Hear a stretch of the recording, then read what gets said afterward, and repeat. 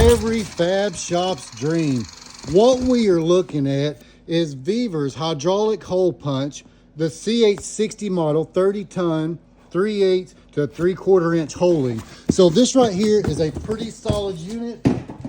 It comes in a pretty sturdy case on it because this thing is no joke here. So you can get the CH60 model like this or the CH70.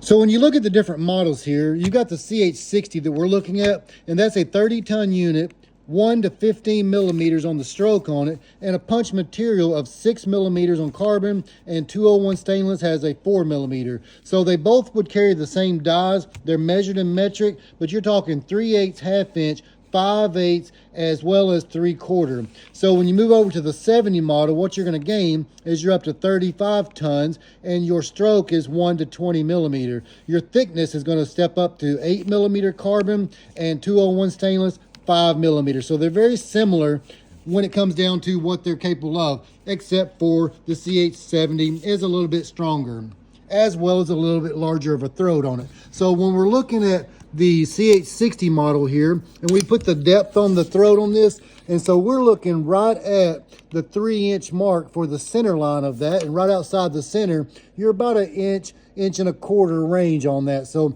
that's your depth on it. And when it comes down to far as the stroke on it, that's what we were talking about earlier, the 1 to 15 millimeter. So I've got the hydraulic pump that's electric on the way, and this right here has your little fitting that you'll connect into it, and it'll have the foot pedal for the pump.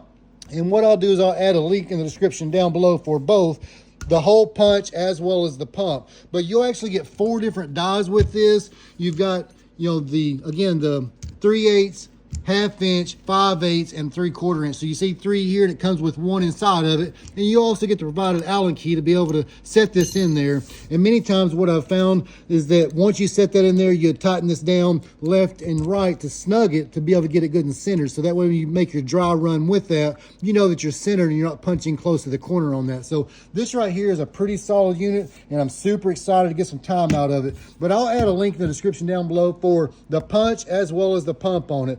And this is nice for any fab shop. But one thing that I did notice, if these things are moving off the shelf pretty quickly, and you've got about 100 of this as well as the pump that's in stock right now. So grab it while supplies still last, but this right here is a perfect addition to your workshop.